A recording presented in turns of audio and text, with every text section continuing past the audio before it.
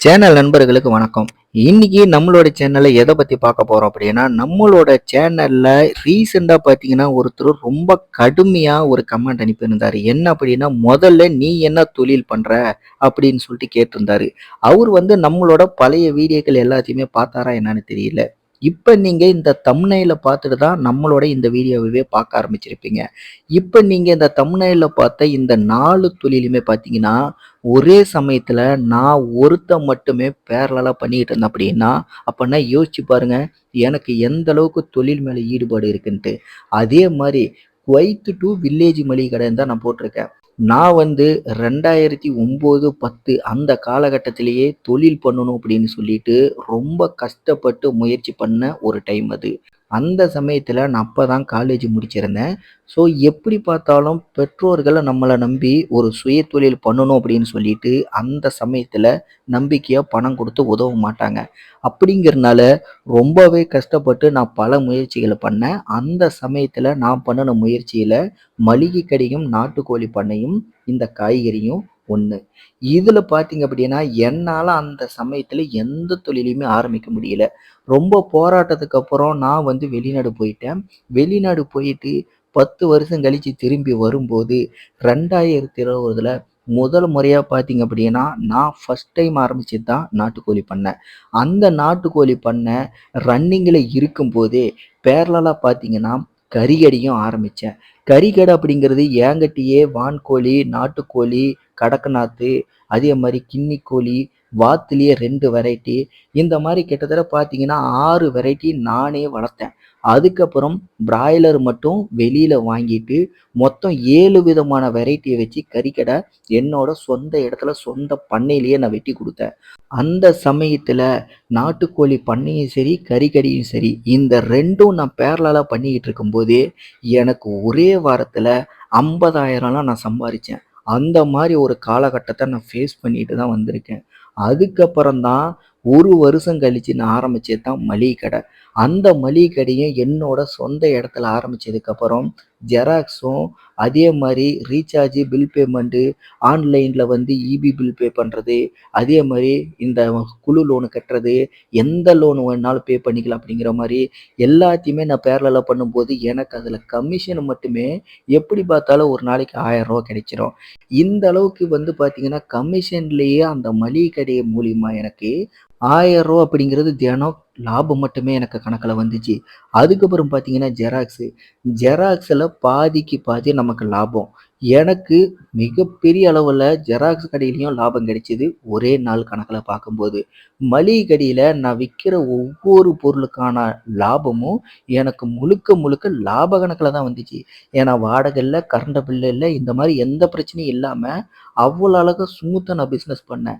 அந்த சமயத்துல என்னோட கடைக்கு பார்த்தீங்கன்னா, நான் சோலார் செட்டப் ரெடி பண்ணேன். கரண்ட் பில்லே வரக்கூடாது அப்படின்ட்டு. இப்படி நான் ஒவ்வொரு இதையுமே பார்த்து பார்த்து பக்கா ப்ரொஃபஷனலா வர்ற ஒவ்வொரு காசுமே லாப கணக்குல நான் கொண்டுட்டு போனேன். அதுக்கப்புறம் தான் பார்த்தீங்கன்னா, பேரலலா காய்கறிகளும் நானே விளைச்சல் எடுக்கணும் அப்படின்னு சொல்லிட்டு, என்னோட காட்டுலயே காய்கறிகள் கூட நான் வந்து விவசாயம் பண்ண ஆரம்பிச்சேன். பட் என்னால அந்த அளவுக்கு ஒண்ணும் அதுல விளைச்சல் எடுக்க முடியல. ஏன்னா, அது வந்து என்னதான் நாங்க விவசாய குடும்பமா இருந்தாலும் கூட, முழுக்க முழுக்க காய்கறியில இறங்கும்போது, எனக்கு சில பின்னடைவுகள் அதுல நான் சந்திக்க ஆரம்பிச்சேன். எப்படி பார்த்தாலும் ஒரே இடத்துல மளிகை கடை, கறிக்கடை, நாட்டுக்கோழி பண்ணை, அதுக்கப்புறம் பார்த்தீங்கன்னா காய்கறிகள். இந்த 4லயுமே கணக்க பார்த்தோம் அப்படின்னா, எப்படி பார்த்தாலும் ஆவரேஜா ஒரு வாரத்துக்கு எனக்கு ரூ. 50,000 மேல லாபம் மட்டுமே எனக்கு கிடைச்சது.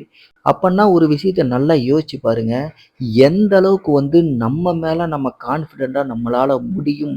அதே மாரி நாம வந்து ஒரே இடத்த எப்படி யூட்டிலைஸ் பண்ணி, நமக்கு எப்படி எல்லாத்தையுமே லாபமா மாத்தணும் அப்படிங்கிறது, ஒரு தொழில் வெறி இருந்தா மட்டும் தான் இதெல்லாம் சக்சஸ்ஃபுல்லா பண்ண முடியும். இதுல எல்லாத்துலயுமே நான் வந்து நல்ல சக்சஸ்ஃபுல்லா சிறந்து விளங்குனாலும் கூட, எல்லாத்துக்குமே ஒரு முற்றுப்புள்ளி வைக்கிற மாரி ஒரு சம்பவம் நடக்கும்னு சொல்லுவாங்கல்ல. அதே மாரி என்னோட வாழ்க்கையிலயும் இது எல்லாத்துக்குமே திருப்பு முனையா அமையிற மாரி என்னோட வாழ்க்கையவே புரட்டி போட்ட மாரி, எல்லாத்தையுமே நான் இழந்து நடு ரோட்ல நிக்கிற மாரியும் ஒரு சூழ்நிலை வந்தது. அந்த சமயத்திலயும் நான் மனம் தளராம, என்னோட விடாமுயற்சிய நான் விடாம, அங்க இருந்த மளிகை கடைய நான் சென்னைக்கு மாத்துனேன். அப்படி நான் சென்னைக்கு மாத்தும்போது, மளிகை கடை மட்டும் தான் நான் இங்க கொண்டு வந்தேன். நாட்டுக்கோழி பண்ணை, கறிக்கடை எல்லாமே அந்த டைம்ல ஸ்டாப் பண்ணிட்டேன். அதுக்கப்புறம் பார்த்தீங்கன்னா, சென்னை வந்ததுக்கப்புறம் காய்கறிகள்ல இன்னும் அதிகமா ஃபோக்கஸ் பண்ண ஆரம்பிச்சேன். ஏன்னா, விளைச்சல் எடுத்து என்னோட கடையில நான் விக்கலான்ட்டு முயற்சி பண்ணேன். அந்த விஷயம் பார்த்தீங்கன்னா, தோல்வியில தான் போய் முடிச்சுது. அந்த அளவுக்கு என்னால அதுல வருமானத்த ஈட்ட முடியல. அதனால காய்கறிகள மட்டுமே தனிப்பட்ட முறையில வாங்கி வித்து பார்த்தா, எந்த அளவுக்கு லாபம் கிடைக்கும் அப்படிங்கிறத ஒரு டைம் நானு பெருசாவே ட்ரை பண்ணி பார்த்தேன். ஏன்னா, நாம இந்த இடத்துல பண்றது வந்து ரெண்டலுக்குன்னு ஒரு பிசினஸ் பண்றோம்.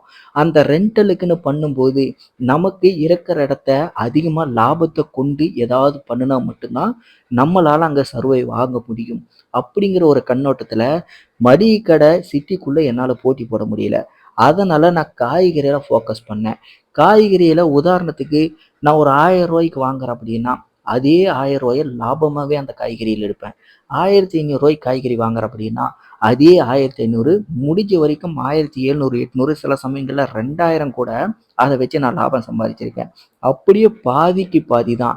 இது எல்லாம் நான் கத்துக்கிறதுக்கு பார்த்தீங்கன்னா, ரொம்ப மெனக்கெட்டு என்ன ஸ்ட்ராட்டஜி, என்ன ஏது அப்படின்னு சொல்லிட்டு அலசி ஆராய்ஞ்சு பல விஷயங்கள் போராடி தான் நான் கத்துக்கிட்டேன். எல்லாமே அனுபவ ரீதியா எனக்கு கிடைச்ச அனுபவங்கள தான் நம்மளோட சேனல்ல நான் எல்லாருக்குமே சொல்லி தருது.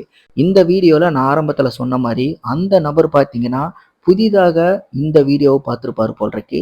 அதனால என்னுடைய முந்தைய வீடியோக்கள அவரு பார்க்காதனால, நான் என்ன தொழில் பண்றேன், என்ன ஸ்ட்ராட்டஜில பண்றேன், எப்படி இந்த விஷயங்கள் நான் சொல்றேன் அப்படிங்கிறது வந்து ஒர்க் அவுட் ஆகுமா, இல்லையா அப்படிங்கிறது அவருக்கு தெரியல.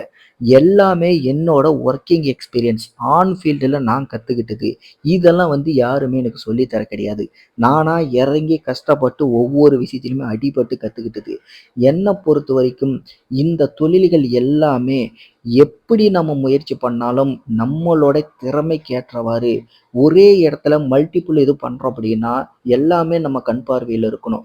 சில விஷயங்கள் பார்த்தீங்க அப்படின்னா, ஒரே இடத்துல இருக்கும்போது அதுக்கான மேன் பவர நம்ம ஒருத்தரால எந்த அளவுக்கு யூட்டிலைஸ் பண்ண முடியுமோ, அந்த தொழிலுக்கு நம்மளோட மேன் பவர் எந்த அளவுக்கு தேவைப்படுமோ, அந்த மாரி கரெக்டான ஒரு ஸ்ட்ராட்டஜிய யூஸ் பண்றோம் அப்படின்னா, கண்டிப்பா ஒரே இடத்துல நான் சொன்ன மாரி மல்டிபிள் பிசினஸ் எல்லாத்தையுமே நம்ம பண்ண முடியும்.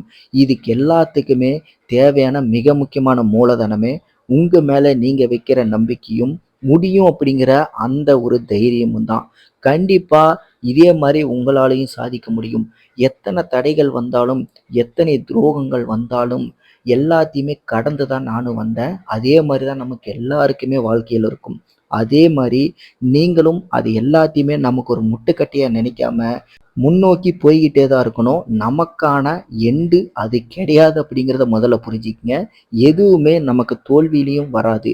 ஒவ்வொரு தோல்வியும், ஒவ்வொரு தடையும் நமக்கு மிக முக்கியமான ஏணிப்படிகள் மாரி ஏறிக்கிட்டு போய்க்கிட்டே இருக்கணும். இதுதான் இந்த வீடியோ மூலியமா நான் உங்ககிட்ட பர்சனலா சொல்றது. இந்த வீடியோவ கடைசி வரைக்கும் பார்த்திருந்தீங்க அப்படின்னா, இந்த வீடியோவ பத்தி நீங்க என்ன நினைக்கிறீங்க?